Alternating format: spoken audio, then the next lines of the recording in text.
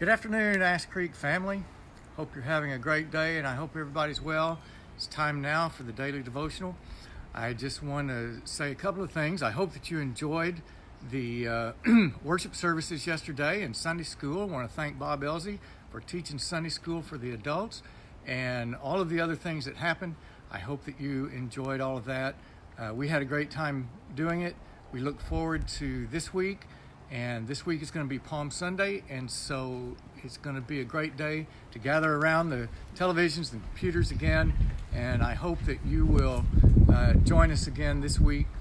I love it when people give us feedback while we're in the midst of it, and we see things come up on Facebook or other kinds of messages. We know that then that you're out there, that you're listening. So keep doing that. Share those worship services and these devotionals and those kinds of things, and we'll know that you are out there, and we'll feel a little bit more together if you'll help us with all of that. I want to brag on our deacons. Our deacons have been making phone calls around to some of our elderly people and those who are homebound, and I want to thank them. I also want to brag on our children. We have given assignments to some of our children to write letters to those who are stuck at home and some of our elderly people, and they have been doing a great job. In fact, at my house, my mother-in-law is here with us, and she received 2 letters this past week, one from Jenna Teichler, thank you Jenna, and one from Eli Thetford, thank you Eli. And my mother-in-law, Mrs. Kendall, says thank you. She has enjoyed your letters, and she's so grateful that she got them. So I hope that you are safe and in your homes and having a great time together with your families. I hope that you parents are teaching children and helping them to keep up with their schoolwork. And I know it's challenging, but it's really a great time for a lot of great things to happen, and a lot of great things are happening. A lot of great things are happening through our church, and I want to thank you, and thank you for your faithfulness in giving and in attending our virtual worship services. Been quarantined, and I was watching my friend Ellis Orozco, who's a pastor over in Dallas. I was watching him give one of his daily devotionals, and he mentioned somebody in the Bible who was quarantined. We don't see that happen very often in the Bible, but there was one in particular who was in the Bible, and that was Noah. Now, you think about Noah's situation out there on that ark. He and his family, they were quarantined for a long time. Now, they had a long time to get ready for it, and Noah built that ark and knew that something really bad was about to happen, but God had warned him and told him, and so he did all that he could to for 40 days and 40 nights around out there. And then after the rains abated, they landed on the mountain for, I guess, the rest of their lives, but for a long time. So I want to show you my ark. We have an ark at our house, and our ark. Stand up a little bit closer here, Margie, so that they can hear. Here's our ark. Actually, this is our yacht. Well, actually, it's just a John boat that my son Jason built. It's raining a little bit, so I guess that's appropriate for this story about Noah. But my son Jason bought this boat for $75, and so I don't think that I'd want to be stranded on it in quarantine for the next 40 days and 40 nights. But nevertheless, it gets him around on the lake and in the rivers and things like that. But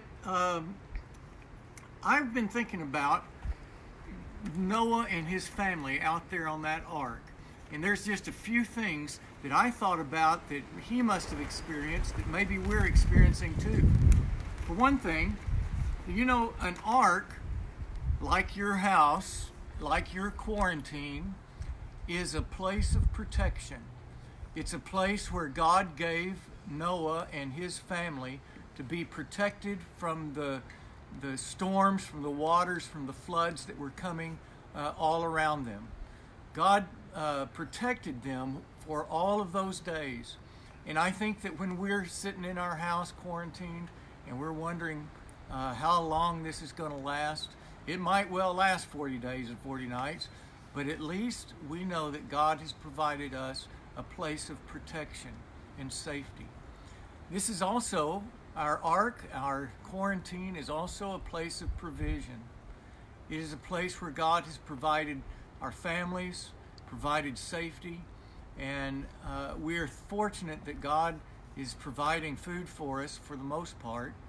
Now, there may be some of you who are listening to me right now who may be having trouble getting food. Maybe you can't get out. And if that's the case, please call us, call me, or let us know in some way, and we will get you some food. We can bring it, excuse me, I don't have it. We can bring it to your front porch and provide for you. But we want your place of quarantine to be a place of provision, just like Noah's Ark was for Noah and his family. I guess they had all those animals there on that ark, and I don't think they could eat all of them. They had to have something to start over with. But I know that they brought provisions with them on their ark. And so I hope that your ark is a place of provision as well. But this place of quarantine, this ark, is also, I think, a place of God's providence. And when I say that, I don't mean necessarily that God caused all of this bad stuff to happen. Certainly He has allowed it to happen, because here we are. But what I mean when I say that our place of quarantine is a place of God's providence is that I mean that God is with us. And when we are in our place of quarantine, on our ark, in our place of protection, we are very much aware, like Noah was, that God is with us, that God is protecting us, that He is providing for us, and that He is with us. That's really the story of the whole Bible, isn't it? From the very beginning of the Bible to the very end, God is always promising that He is with us. And so we can count on Him and be thankful for being with us even in times of difficulty, stress, and frustration, even when we are here on this ark, in this place of quarantine. I heard somebody the other day, or I saw somebody the other day write that a place of quarantine is not a place where you're stuck at home, but it is a place where you're safe at home. And so I hope that you are feeling that and knowing that. And I want to encourage you to stay at home, to obey the laws that are out there and the directions that we're getting from our government officials in order to not only take care of yourself, but to take care of all of those around you. And if we do that, I know that God is going to be with us. This is going to go on for a while, but I know that God is with you. I read a quote today from Corrie ten Boom. If you don't know who Corrie ten Boom was, Corrie ten Boom was a lady. She and her sister lived in the Netherlands during World War II. They hid Jewish people in their homes until one night the Nazis came and caught the Jewish people that were living with them and took Corrie ten Boom and her sister off to a concentration camp. Her sister did not survive the concentration camp, but Corrie did. And she became someone, a Christian who wrote and who spoke all around the world about the good things that God was doing. Excuse me. This is one of her quotes. If you look at the world, you'll be distressed. If you look within, you'll be depressed. But if you look at Christ, you'll be at rest. During this time of quarantine, when you are protected by your ark, I pray that you will look at Christ and be at rest. God bless you. We'll see you tomorrow. Bye-bye.